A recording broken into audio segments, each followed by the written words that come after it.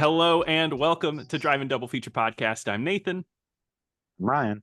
And this is the podcast where we talk about 2 movies a week every Tuesday and Thursday. Before we get into today's episode, I want to talk to you about our Patreon. If you head over to patreon.com/Drive and Double Feature Podcast, just for $5 a month, you help support us. And also you get some nice bonus content over there and a nice shout out from Ryan, personal shout out. He'll come to you and he'll be like, thank you. Or you'll probably come to him, honestly, wherever the hell this guy's going. You won't know it's me though.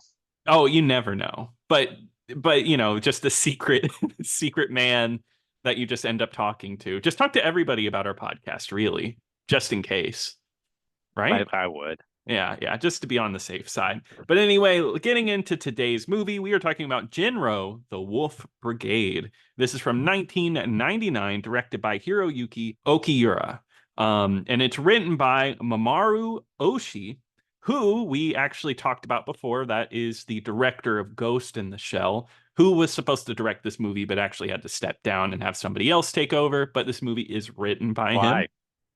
I don't know, actually. Do you know? Did you read the history? No, I was just being a jerk. No, well, okay, I got an answer. It just looks like he was working on a different project at the time, and he didn't have time to do this one. That's also why this one's animated. So something I learned about this movie while doing research, this is the third movie in a trilogy, actually. There's 2 movies before this one. From 1987, The Red Spectacles, and then 1991, there was Stray Dog, Kerberos, Panzer Cops. But this is the most popular of the trilogy. I think it's because this is animated. Those are live action movies. Yeah, those are both live action movies. And then they wanted to just so he had the time to work on this one, they switched to an anime style, and it's also a prequel. So I also think that's part of the popularity. You don't have to have any knowledge of the past 2. This takes place before them. It kind of sets up the universe, I guess. I don't know, kind of interesting to learn this after I watched the movie. I will say, you do not have to watch the other 2. You can perfectly understand this movie. Oh, and it's also based off a manga. Should say that as well. I've wanted to watch this movie for a bit. I never really knew much about it, but I am a fan of Ghost in the Shell, so I knew that guy. He was tied to this. So I was like, okay, well then I'm down for that. And how about you, Ryan? I know before the last episode, you're like, oh, I've been meaning to watch that. Yeah, there's some YouTube channels I was watching where a guy reviews like really old anime, like from like the 90s and things like that. Just seeing like how well they hold up. And this was one of the movies he talked about. And he was like, it's like, yeah, it was really good. Like I really enjoyed it. Like it stands out from like a lot of the other anime that was like in the 90s. So I was looking forward to this one as well. Yeah. So I guess getting into this one, you have a little more knowledge of anime than me. But the animation style for this isn't like very traditional anime, I would say. It's going for something a little more realistic. I mean, it looks like an anime, but like the best way I could explain it, it reminds me a little bit of rotoscoping, where it feels like it's almost like more natural human movements. I don't know if there's a term for this or anything. No, I mean I'm not that well versed Oh, in okay, it, sorry. but I mean I did notice like, I with all the colors in here, like just how muted all the colors look and just very drab. Everything looked like everything is just like this like grayish sepia tone kind of look to it. I did notice though, like whenever they would do like any of the action stuff, that it was seeming to move a lot more fluid than a lot of the other productions that we've seen before. Yeah, exactly. It definitely looks like it had a lot of time and effort put into it. And yeah, this movie is extremely drab. I was thinking, I think the last anime we watched here was Metropolis, I believe, maybe Vampire Hunter D, but like comparing it to Metropolis, that's like bright, colorful. You get none of that here. This is probably one of the darkest ones we've watched. Oh wait, we talked about Barefoot Gin as well. I can't remember. We every once in a while. Yeah, Barefoot Gin was pretty depressing. It was, yeah. That one was more depressing than this one. But no, I do enjoy. I mean, don't get me wrong. I do enjoy like a lot more of the sillier anime or like stuff Hmm. that's like a lot more really colorful.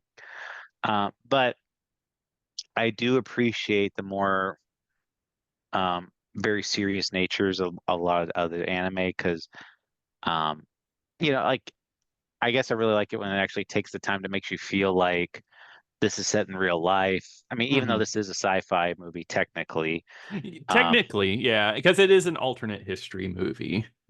so it's not like 100% accurate. However, I mean, the stakes in there are just as real, and it's not something that's totally out of this world or anything like that at the same time. Because Hmm.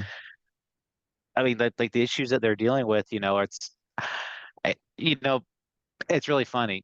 So I don't know if you drew this parallel, but like when they were showing like those riot scenes at the very beginning of this movie, I was just like thinking about a lot of the, current events that are I going did on right too. now.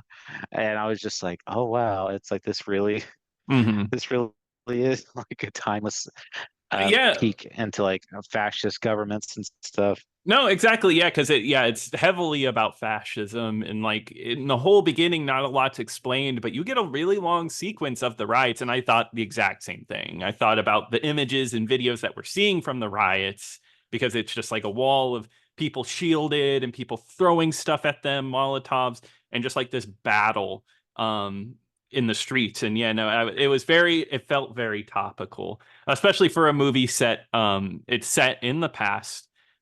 So this is an alternate history movie, like I said, where it's what if the Nazis won World War II, which means Japan would have won World War II, and then basically Germany gives Japan their country back, and they kind of do their own thing, but it is a fascist government, and it's honestly really.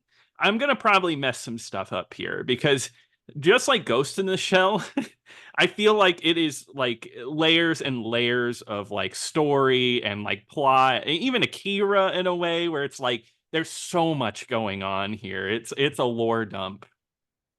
I would appreciated it. I I think I would like it even more if I watched it a second time. I totally agree because I think this time, unfortunately, not everything clicked for me. And I think if, like you said, if I watched it again, it'd probably click a little bit better. I'd be able to get more of it because I do feel like I maybe missed some stuff because it is a lot. But the main thing you need to know is that there's people in the streets that are against the fascist government, and then there's like a government organization and then there's like a special operations organization, and neither of them really like each other, but they kind of coexist together in a way.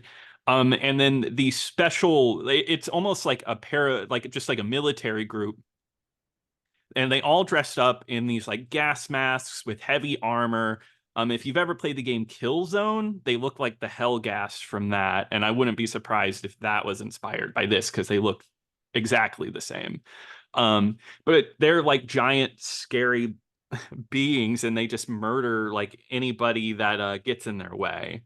And the setup to the plot is that there's a little girl that is a part of the rebels, and one of the soldiers stops, doesn't shoot her on sight, and she actually blows herself up right in front of him. So we're already off to a really dark start, and and we get to know this guy. Let me get his name really quickly, unless you remember. Oh, it's Barefoot Fuse. Jen. Fuse. But not Barefoot Jin. No, Fuse, like my favorite TV channel. Um, yeah, throwback. But yeah, Fuse, who basically gets reprimanded for not killing this little girl and allowing her to blow herself up and everything around her. So this movie ends up being a PTSD movie. And you would be surprised, this action setup, this movie. Did you feel this? It was a bit slow. It was a slow burn movie, kind of about the after effects of this. There wasn't a lot of action going on. No, this movie is very much like a relationship movie, kind of at Yeah. first, where it's just like this the soldier is dealing with this girl that blew herself up because he should have shot her, according to the government Mm-hmm. agencies, that he should have just shot her and she would have prevented other military casualties. But because of that, he hesitated. And even like all of his direct superiors are always like, why did you freeze? And he's Mm-hmm. like, I don't know. Like he's just because he's a very emotionalist kind of guy. He's not like one that's, very emotional or anything. Mm-hmm. Like even like when they ask him all these questions, he's just very much like a blank slate. Yeah, and that was something that I like maybe struggled with a little bit with this movie. Was that because he is emotionless and quiet, I feel like maybe we don't learn a ton about him as a character. Um, Hmm. but I mean, it's kind of like Driver and Drive. It's almost like a stoic thing in a way, and you do get invested in him because you do think he cares because there's a lot of talk about basically this group, they're animals and they just work to kill, and he broke kind of like the animalistic code and needs to relearn how to just be an unthinking person. Um, Generally, it's like they're running away from something in their past so they can just be a blank slate. But you can tell he cares because he goes to the grave, and then the movie really kicks in whenever you see what you think is her sister is there at the grave mourning, and then it's about them hanging out. It's a movie of him training, and then them hanging out. And this is one thing that I liked about this movie was that it was an anime that was a little more. I know, like you said, it's sci-fi, but it's grounded. It's a drama. It's nothing really crazy going on. The visuals, it just looks like 40s, 50s Japan in the background. It's really not doing anything spectacular, but I kind of like that. No, yeah, it's like I said, this movie pretty much hinges on the relationship of these two characters because Hmm. there's not a whole lot of action going on. And this whole time, he's kind of wrestling with those feelings that, oh my God, like I killed this little girl. Like I could have stopped her or anything like that. He feels responsible for this Hmm. whole thing. And he's kind of latching on to her sister, and he's kind of catching some feelings and just very much like breaking out of his emotional shell. So we think, at least. Yeah, exactly. Yes. So we think. And you know what? I'll just skip ahead and like, because I want to touch about it now since we're here. That it's almost like this whole movie was a plot twist. To both organizations working against each other once again in a way. Where we find out that Fuse is a rebel, and he was like, that's where the wolf from the Wolf's Brigade thing comes from, is that he was the wolf, because that's a recurring theme, is Red Riding Hood constantly is talked about. And it's actually a really messed up version of Red Riding Hood that I've never heard before. Well, I don't, I mean, was it necessarily that he was a rebel? Because I thought it was more so like he was part of like the counterintelligence group that Yes, was yeah. kind of like the people policing the government agencies that were in place. Yeah, I guess rebel is the wrong word to use in this instance because there are real rebels here. Because it turns out like that she was the original, she was still part of the Rebel Alliance, Yes, yeah. and that she was just kind of sent there as a plant to kind of like pry him away from the organization. And Hmm. it turned out like he knew all along, and they were using her as like a pawn. Yeah, because they knew she had a tracker on her. See, okay, so this was, I guess, yeah, they knew all along, so that's why it makes sense. But I do think it's crazy that they found a girl that looked exactly like her that wasn't her sister. Obviously, it wasn't going to fool anybody, but because it didn't. But I guess it's kind of interesting that they were able to find that. Well, so when they do like the very big reveal of this movie, like did you like one thing I noticed is that the characters that did show up in the movie, like that showed up as like the Wolf Brigade, Yeah. they were characters that we had saw earlier in the movie. Hmm. Um, like the one was like the main one was like basically one of his commanding officers Yep. that was kind of like looking at him, like judging him. That so we thought from like, oh my God, like you couldn't kill this little girl, but really he was kind of like judging him as like a candidate for the Wolf Brigade. Yes, yeah.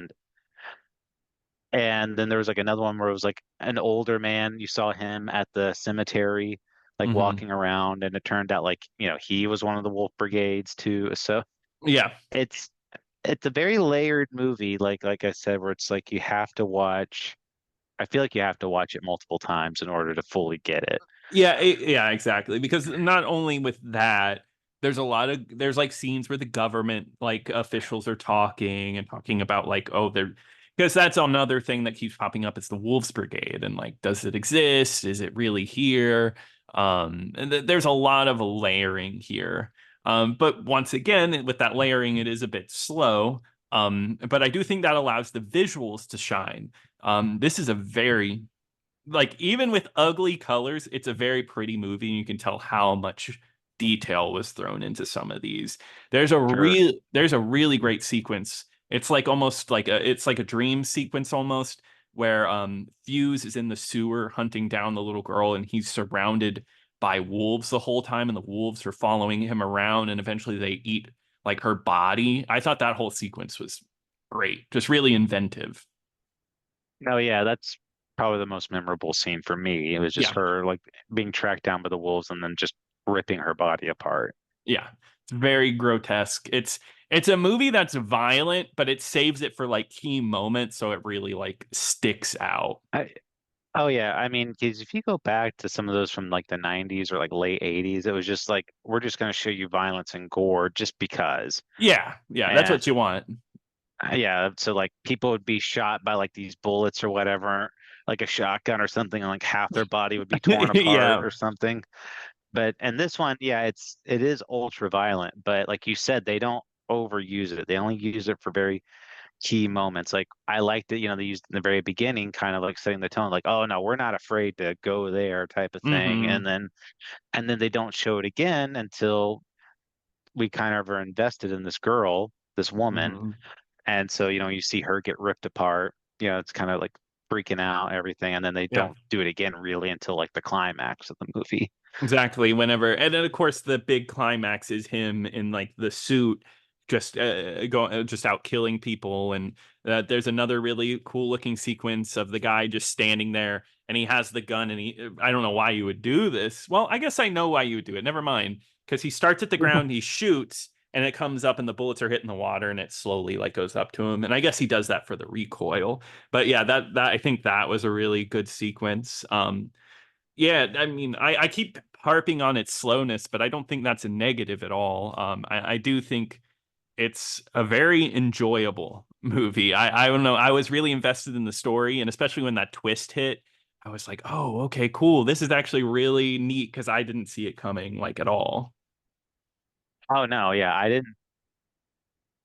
The way I saw it was, he was gonna like break his vows, as a Hmm. government soldier and become a rebel. I mean, Yeah. that's what anybody would think of or whatever. Like that's how like that normally would go. But Hmm. instead, it turned out like no, he's still within the beast. It's just like a different branch of it, sort of.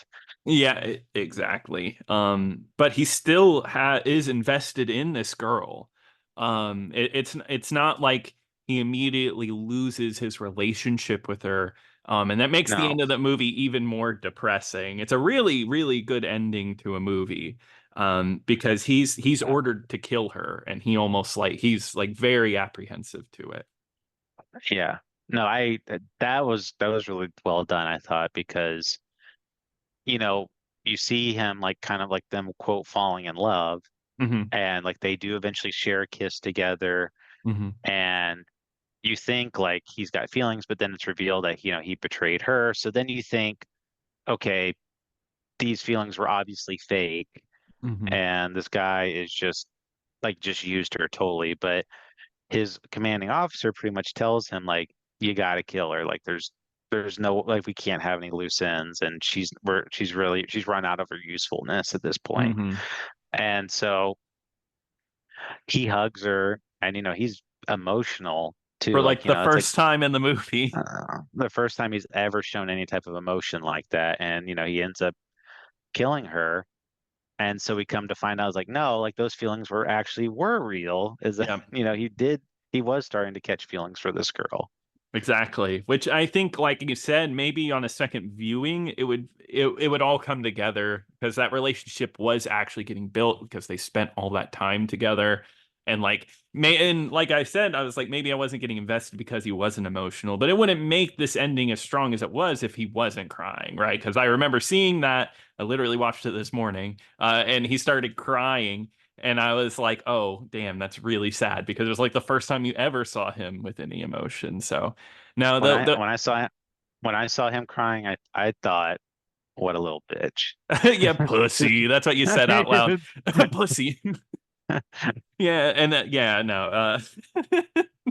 No, I didn't say that. God, Ryan, you're so mean. Men can cry too, right? Nathan, why are you Are you, crying? no. Do you imagine if I was crying on the podcast? Like I was that sad from this movie that I just Just like started crying. even recapping this movie, you just like started crying. Oh man, then that would be a 5-star movie if it really affected me that deep. Um, but no, I did really enjoy this movie. Oh yeah. I've been meaning to watch it for a while. It's well animated. It has a really good like alternate history movie or like a history plot. And yeah, I think overall it was a good depressing time, a nice depressor, downer. Yeah, I enjoyed it. Like I said before, I think I would enjoy even more on a second viewing. Yeah, for sure. So I guess that's a recommend from both of us. I don't know if you have anything else about this movie, Ryan.